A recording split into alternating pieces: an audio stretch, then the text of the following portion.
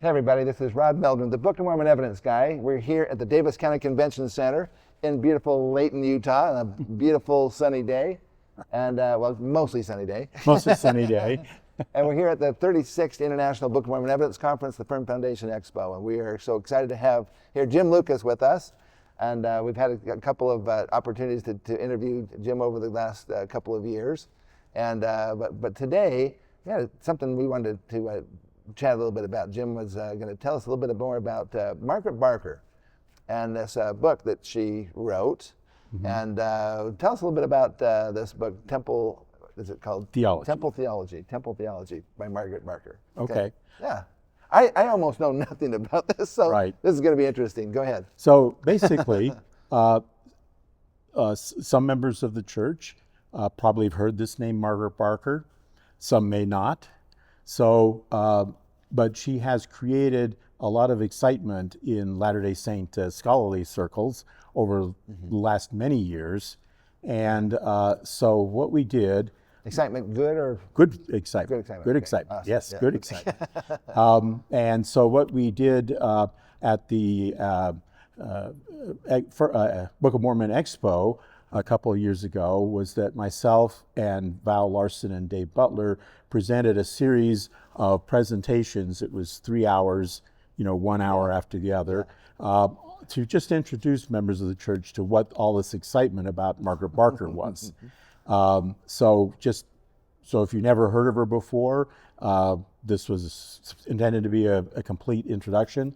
And if you kind of have heard her name, but didn't know, well, what's the big deal about, this kind of, we hoped would kind of take you through the whole thing. So that was at our conference, That correct? was right, yeah, that's right. So you can actually get this on the streaming website. If you haven't already seen it, you can actually go and watch that on the streaming website, just Book of Mormon Evidence streaming. That's right. So yeah. That's right.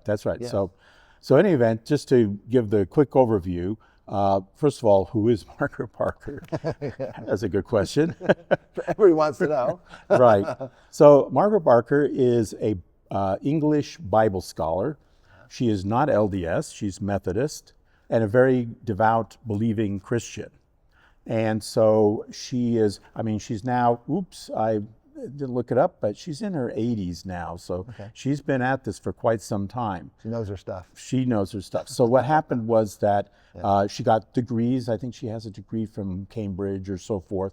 So she got educated in the English universities in all the ancient Bible studies. She's, completely fluent in biblical Hebrew and all the other kind of languages. And so when she came out of university in the UK, they said, "Oh wow, you're really a brilliant student. You can go and be a professor, or it'd be cool to have a woman be a great Bible professor."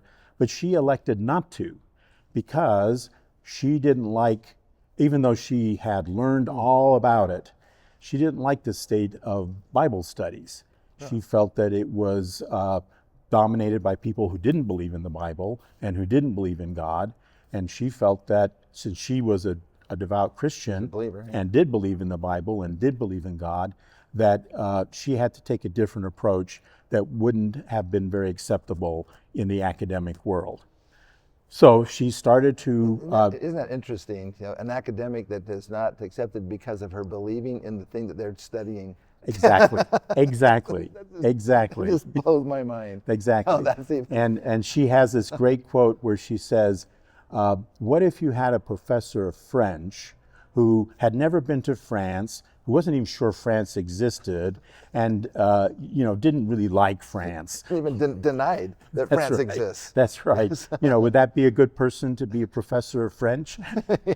So, and she compares that to Bible scholars who don't really believe in Christ, don't believe in Christianity, and so forth. So she's quite direct on the issue. So anyway, she started, like I said, she's an older woman now, so she started in the 1970s, I think. And so she said, well, she got a job teaching at a Methodist school, so she had employment. She married, has a couple of kids, and then she would write books. And she would explore, but so here's where her intersection with Latter-day Saints comes. one of her specialties that she really focused on was the early religion of Israel, up to 600 BC. Does that year ring a bell to you? Ring some bells, yes. Okay. So, any event, she basically argued that the religion, the true religion of ancient Israel, the religion of Abraham, Isaac, and Jacob, was different than the Judaism that existed at the time of Christ, and that it had changed around 600 BC. Around the time of Zedekiah, then. Yeah, exactly. So she had done, now the Bible scholar world has always accepted that there was a big change in Jewish religion at that time. That's not a controversial point. It was mainly under King Josiah that this happened. And but she really delved into that, and she'd go back and study the ancient texts, and she basically concluded, lots of stuff, because she's written 20 books. Okay. But she concluded that in the early religion of Israel, the religion of Abraham, Isaac, and Jacob, that the temple was very important, and that but that you could have more than one temple. You didn't have to be at the temple at Jerusalem, but that the temple was very important, and that among many other things, that in the ancient religion of Israel, Elohim, the supreme God, was separate from Yahweh, his son, and that Elohim had a wife, sometimes known as Asherah, who was a mother in heaven. So David talks about. Yeah. So these are some of the things that she sussed out, through these deep Bible studies, 20 different books, and that at around 600 BC, under King Josiah, that the Jewish religion changed significantly, that they got rid of this belief in Mother in Heaven. They combined Yahweh and Elohim into one God, and they got rid of all of the other places where people worship God, and said you have to go to Jerusalem, only Jerusalem. The only place. And that's the only place that you can worship. And if you try to worship God someplace else, it's not valid. It's not even valid, but he went and killed really? all the people who were preaching this. It's got a pretty stiff penalty. That's right. And these are, and this is deep scholarship. She was elected the president of the Society of Biblical Studies, which is a very prestigious academic group in England, where you cannot be a member unless you are completely fluent in biblical Hebrew. Wow. So they elected her their president. So what happened is that even though she chose to step out of academia, her work was just so impressive and so detailed. People said, well, okay, she knows what she's doing. She cannot be denied as far as this is concerned. Yeah. That's right. So we got to elect her and listen to what she has to say. And so she started to get awards and so forth. People said, wow, she really produces amazing stuff. It's kind of out of the mainstream, but wow, she really knows her stuff. So, and one of the interesting books that she published, so she's written over 20 books, but one of the more recent one is called Temple Theology. And this is a book where, for example... This is just in the last couple of years, 3 years, 4 years? I'm not sure exactly what the date on it is, but it'd be, since 2000. Okay. And basically this is where, for example, she lays out how the true religion of ancient Israel, the religion of Abraham, Isaac, and Jacob, was really focused on temple worship, but not just at the temple at Jerusalem. You had other places that you could do this worship, and the kind of rituals and the kind of beliefs that were expressed in this ancient temple worship of the early Israelites was, let's just say that it's something that would be pretty familiar to Latter-day Saints. Interesting parallels, potentially. Huh? That's right. I won't go into the details, but Yeah. really interesting. So what happened was she was just going along in England, writing her stuff. There was somebody who published all her books, and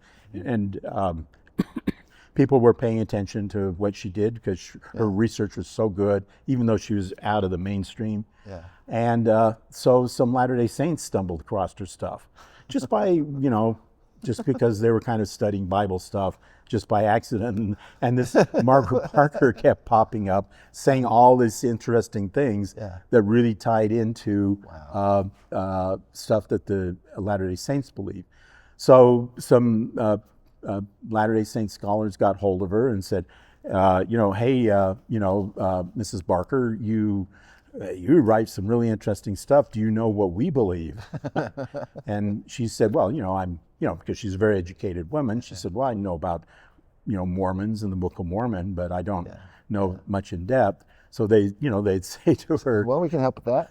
please, let us tell you some stuff. And she was amazed. So she wrote, in 2005, there was a little, which is the bicentennial of the birth of Joseph Smith. Mm-hmm.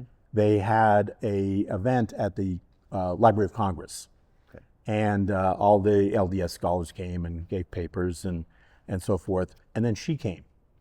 And basically, she gave a speech at this session where she said, this description in the Book of Mormon of Jerusalem at the time of 600 BC, this fellow Lehi and these visions he had, and this guy Nephi, that's exactly right. That's a perfect description of what really was going on in Jerusalem at that time.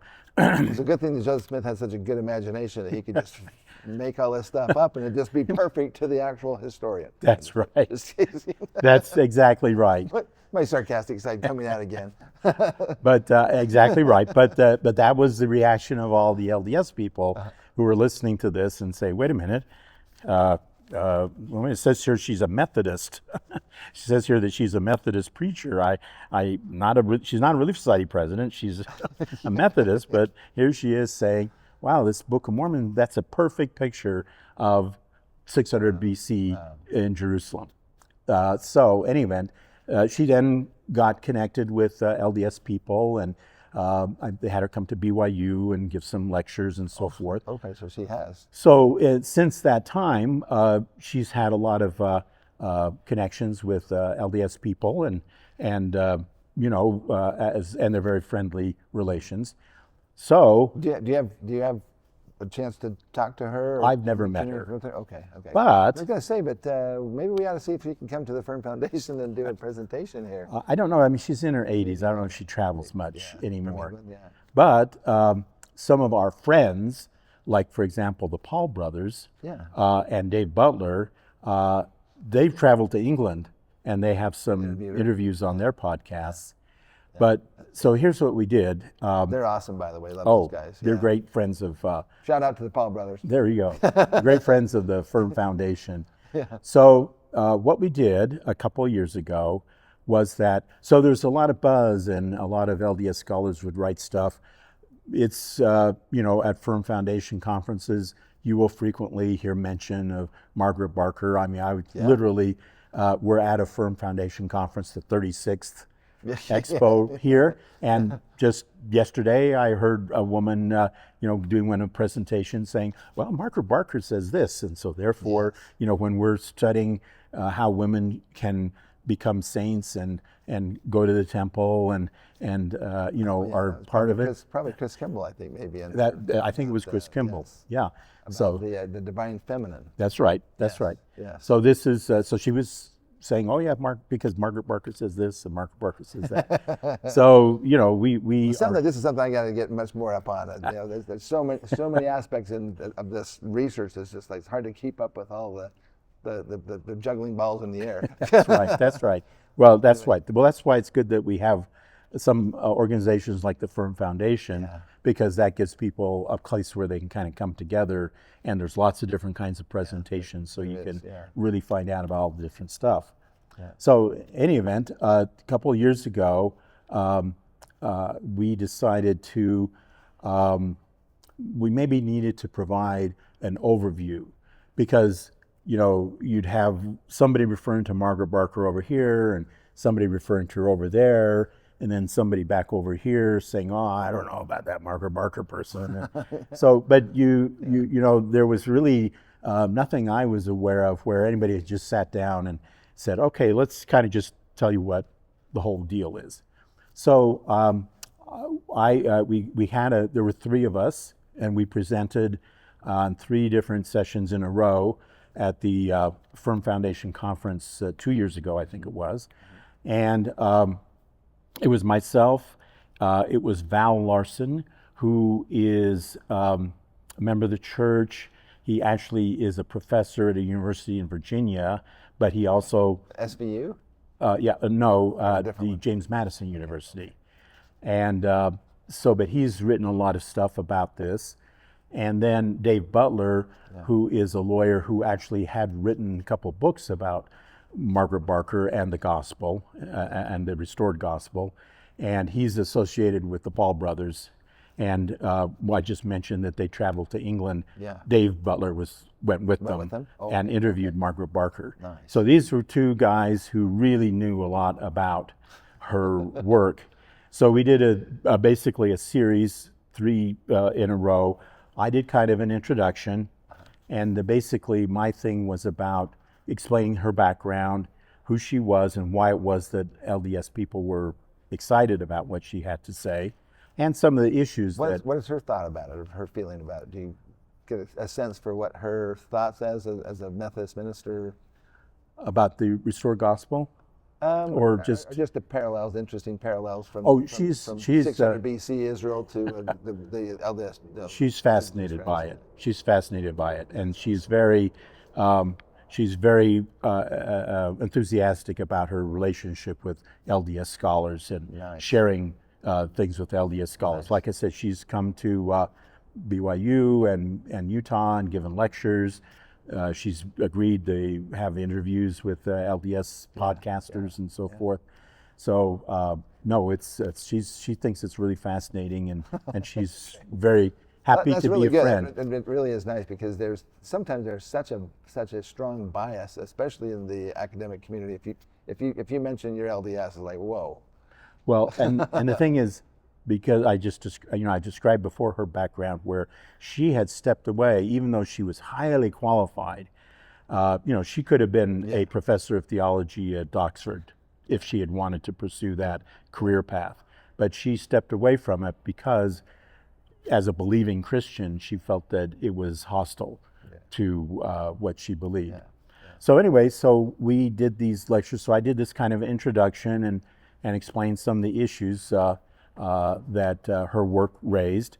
And then Val gave a lecture on, I had to scribble these down here, rejecting the greater apostasy of 600 BC, the Book of Mormon, and the mission of Lehi, Nephi, and Joseph Smith. Mm-hmm. So he talked about some of the doctrines. So one of the issues is that a lot of people say, Joseph invented, the beliefs of the restored gospel. Yeah.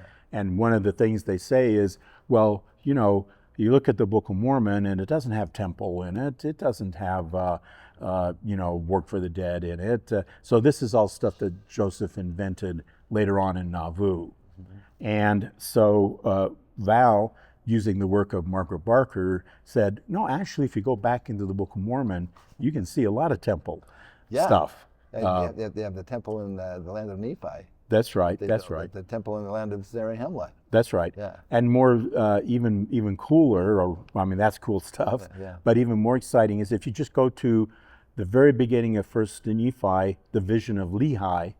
If you study it through carefully with the insights that Margaret Barker has given us, that's a temple vision. The vision of Lehi right at the beginning of the Book of Mormon. Yeah. So this is what Val then kind of elaborated on that. And then Dave Butler, his lecture was called, Servants of the Lord at the Gate, the Book of Mormon, and other visionary texts.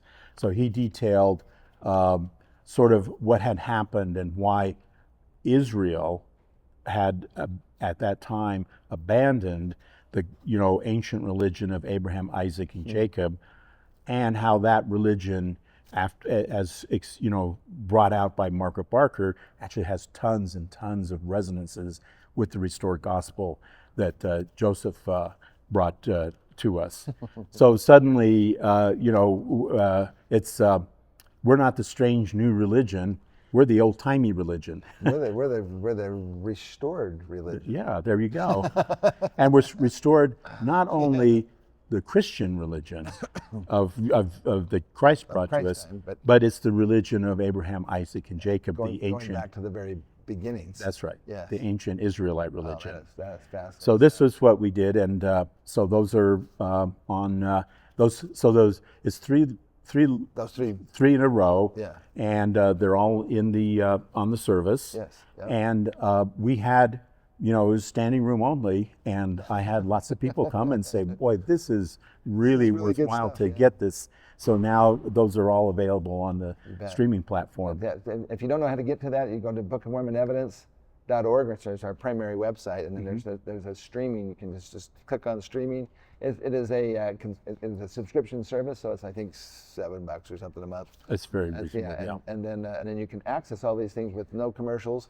The other thing that's nice is because it will actually also the program actually pay attention to where you're at. So if you have to leave, if you're watching and you pause, when you come back, it will say that you want to resume again, where you want to start where you start left up and so forth. Yeah. I also have to give a quick shout out. Yes. That not only was it myself and Val and Dave, but our moderator was Greg Matson. Yes. Who of Quick Media, who is very I think has a very wide. He's phenomenal. He is great, and he's another good friend of the Firm Foundation. He's spoken here and so forth. Yep. So Greg served as our moderator and kind of made comments around it. Who has had both Val and Dave on his program, and so it's all kind of the four of us was kind of a part of an effort to kind of lay out why everybody's so excited about Margaret Barker and kind of give a nice overview so that you're not kind of just dumped into the middle of some rather dense scholarship that she has produced that Latter-day Saints find all kinds of resonances in. Isn't it nice to be living in this day when these kind of things are happening around us and people who are scholars have been able to go back into ancient texts and ancient histories and so forth and find out that it's not so crazy after all. That's right. Exactly. Yeah. And not only is it nice because it confirms that these things that were revealed through Joseph Smith weren't just crazy new ideas, but really have look back to both the religion of Christ and to the religion of ancient Israel, Abraham, Isaac, and Jacob. But by studying this stuff, we get new insights into our own faith and what we do have. Like, for example, as I was saying, the one of the things that Margaret Barker's research has helped us realize is that the vision of Lehi is in fact a temple vision and has all kinds of resonances with the temple experience. And we probably wouldn't have really appreciated that if we hadn't had Margaret Barker coming and telling us, well, you know what, this temple stuff that you guys are into, let me tell you, you really, you don't realize how much this really goes back to the ancient religion of Israel. Isn't that interesting how everything does harken back to the original, the original religion basically that was being practiced long before we had any other information, but it's fantastic that there's these ancient histories that still exist that she could even study and do that. But there's a bunch of other things I'm sure in there, but you have to go to the streaming website and watch the episodes there. There's 3 episodes that are there, about an hour each, and get to have a chance to do that. But listen, Jim, appreciate your coming and sharing the time with us here, brother. Oh, absolutely. So like I said, the people who came to the sessions live there was standing room only, and people said that they were really great. So I'm really appreciate the fact that because of the streaming service, we can share this with lots and lots of other people. So now, are you speaking again here at the conference today? Not today. Okay. I spoke yesterday morning. That's right. That's right. On the importance of not losing the gold plates and the Urim and Thummim from our faith. So yeah, look, we had that little interview just yesterday about that. That's right. Listen, thanks, Jim. Hey, thank you so much for being here. Okay, you're thank you. Fantastic. Keep up the great work that you're doing. Well, you keep up the great work because you're the one who brings us all together. Well, and actually, if you would like to help us keep this great work going, go ahead and hit the subscribe button down below here and become a part of our streaming service and join us when we have these expos if you can get a chance to come here. But if you live around the world or whatever, you can access any of the expos online. Just go to Book of Mormon Evidence Streaming and you'll be able to find it there. Thanks, everybody. Great. Keep the faith. Absolutely.